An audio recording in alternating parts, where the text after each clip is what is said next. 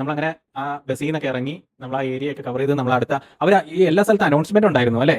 ഓരോ സ്ഥലത്തേക്ക് പോകുമ്പോൾ നിങ്ങൾ ഇങ്ങനെ പോകണം. അത് നല്ല പ്രോപ്പറായിട്ട് ഗൈഡ് ചെയ്യുന്നുണ്ടായിരുന്നു. നമ്മൾ വഴി തെറ്റില്ല. പേടിക്കും. ഇത്ര ഏരിയയിലേക്ക് കവർ ചെയ്യണ്ടേ? പക്ഷെ ഇവിടെ ആ ബസ്സിൽ പോകുക അല്ലെങ്കിൽ ഇങ്ങനെ പോകുകയാണ് ഏറ്റവും നല്ലത്. ഇല്ലെങ്കിൽ നമ്മൾ വഴി തെറ്റി പോകും. ഈ ഏരിയ ഇത്രയും ഏരിയയിൽ എവിടെയെങ്കിലും അകപ്പെട്ട് പോയി കഴിഞ്ഞാലേ ഒറ്റപ്പെട്ട് പോയി കഴിഞ്ഞാൽ എങ്ങോട്ട് ഇറങ്ങേണ്ടത് പോലും നമുക്ക് പിടികിട്ടത്തില്ലല്ലോ. അതെ. ഇത് കണ്ട നമ്മളിനി കാണാൻ പോകുന്ന ഒരു റഷ്യൻ നാടകമാണ്. പഴയ നാടകമില്ലേ, റഷ്യക്കാരുടെയൊക്കെ പഴയ ഇതില്. അത് നമ്മൾ വേറൊരു വീഡിയോയിൽ ഇട്ടിട്ടുണ്ട് കേട്ടോ. അപ്പൊ ഇതുകൊണ്ട് നമ്മൾ ജസ്റ്റ് ഒന്ന് സംസാരിച്ച് നമ്മൾ ഓടിച്ചങ്ങ് പോവുക ചെയ്യുന്നത് ഈ വീഡിയോയില്. പക്ഷെ ആ ഇത് കണ്ടു കഴിഞ്ഞിട്ടുണ്ടെങ്കിൽ ആൾക്കാർക്ക് മനസ്സിലാവുക എങ്ങനെയായിരുന്നു അന്നത്തെ കാലത്ത് നാടകവും കാര്യങ്ങളൊക്കെ അരങ്ങേറിക്കൊണ്ടിരുന്നത്. അപ്പൊ ഈ ടിക്കറ്റ് ഫുഡിനുള്ള കാശൊക്കെ നമുക്ക് എക്സ്ട്രാ ആണ്. ഈ ടിക്കറ്റ് ബാക്കി ഇതെല്ലാം കവർ ചെയ്യുന്നുണ്ട്. പിന്നെ ചില സ്ഥലത്ത് മാത്രം നമ്മൾ വേറെ എക്സ്ട്രാ ടിക്കറ്റ് എടുക്കേണ്ടി വരും ചില കാര്യങ്ങളൊക്കെ. ഇതാണ് നമ്മുടെ നാടക സെറ്റ് ഇട്ടേക്കുന്നത്. അപ്പൊ നമ്മൾ കുറച്ച് കഴിയുമ്പോഴത്തേക്ക് ഇതങ്ങ് ഓടിച്ചങ്ങ് പോവുകയാണ്. ജസ്റ്റ് നമുക്ക് അറിയാം എന്താണ് നടക്കുന്നതെന്നുള്ളത്. വിശദമായി കാണേണ്ടവർ നമ്മുടെ ഈ വീഡിയോ നമുക്ക് വിശദമായിട്ട് തന്നെ അതേ രീതിയിൽ അവരുടെ പ്രസന്റേഷൻ ഉൾപ്പെടെ ഇട്ടിട്ടുണ്ട്.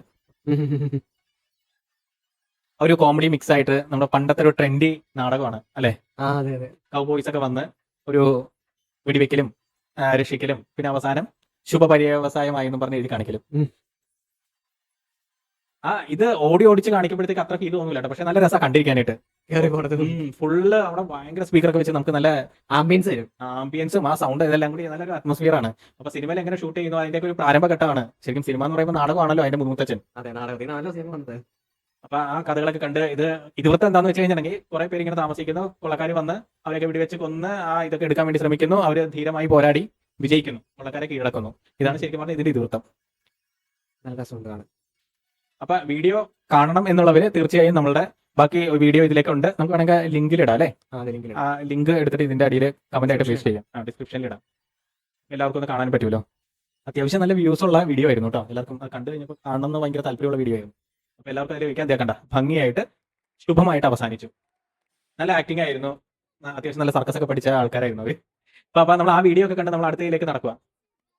അപ്പൊ ഈ ഫ്രണ്ടിൽ പോകുന്ന രണ്ട് ഫ്രണ്ട്സിനെ കണ്ടില്ലേ? ഇവരാണ് പരിചയപ്പെട്ട ഒറീസക്കാർ. നീ ഓർക്കുന്നില്ലേ?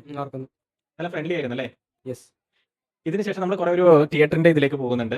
ഈ കാണുന്നതൊക്കെ സെറ്റ് ആണെന്ന് പറഞ്ഞു കഴിഞ്ഞാൽ ഒന്നും വിചാരിക്കും അല്ലേ? പറയത്തില്ല കേട്ടോ. ഇനി നമ്മളൊരു അനിമേഷൻ ഷൂവിലേക്കാണ് പോകുന്നത് കേട്ടോ. അവിടെ കുറെ പിക്ചറും കാര്യങ്ങളൊക്കെ ഉണ്ട്. അതൊക്കെ നമ്മൾ ഷൂട്ട് ചെയ്യുന്നുണ്ട്. ഇതിന് ഉള്ളിൽ നമ്മൾ ഷൂട്ട് ചെയ്യാൻ പറഞ്ഞാൽ നമ്മൾ ഇന്ററാക്ഷൻ ആണ്.